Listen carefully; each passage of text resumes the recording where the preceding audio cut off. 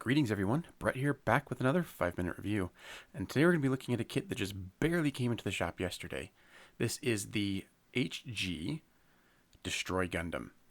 And I just need to start by saying that this box is absolutely massive. I really struggled to fit this in my filming space and to get the camera far enough back so that you could actually see it. I mean, it is huge.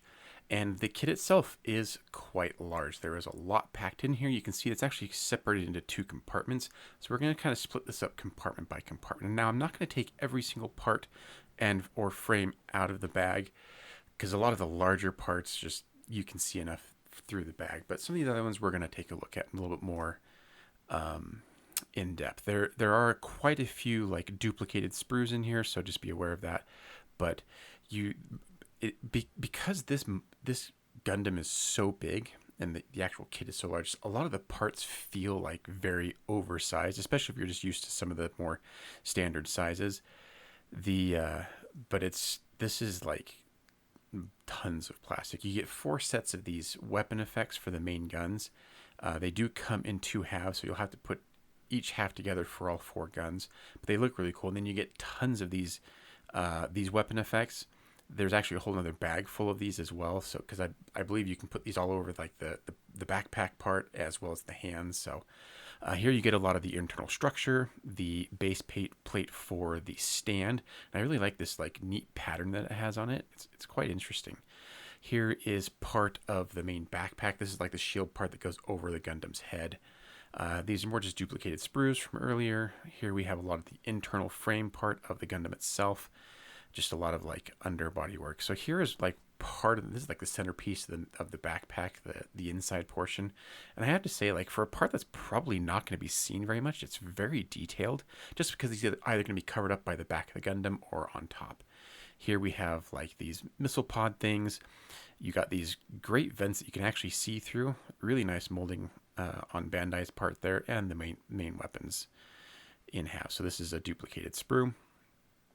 Another small parts here, ancillary parts. Here's our one and only multi-framed or multicolor frame. We got some nice clear green parts on here, yellow, light gray, and black. All the colors are very nice, very vibrant. Really like the color choices on this one. They did a good job. Here's some more just light gray parts, internal frame parts for the Gundam.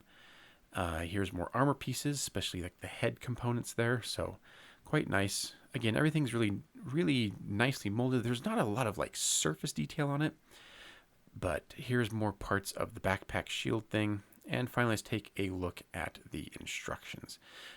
Just as you would imagine, with how large the kit is, the instructions are quite large, and there's a lot going in. So we start with a parts breakdown, and then just kind of a general overview of the Gundam itself before we start getting into building the head and the torso, which would all go together just as you would expect. There are quite a few parts going into the torso, and then we start on the arms, and then we have a whole page dedicated to just the hands. The hands are multiple parts, so just be aware.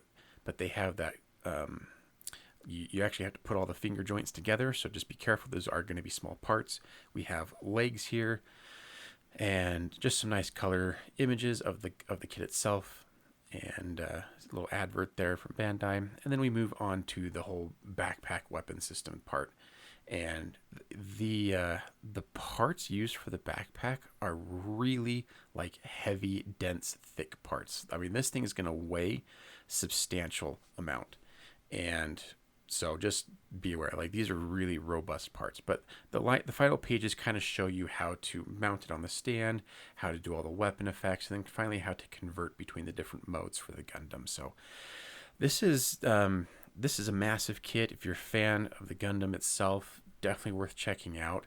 This would be really impressive in any like display case or on a shelf or really anywhere. It's very large, very imposing, and it will look quite dynamic in its various modes. So huge recommendation for this one. You should go check it out on the website mrshobby.com and you can get this kit and many other Gundam kits, and we'll see you on the next video. Take care, everyone.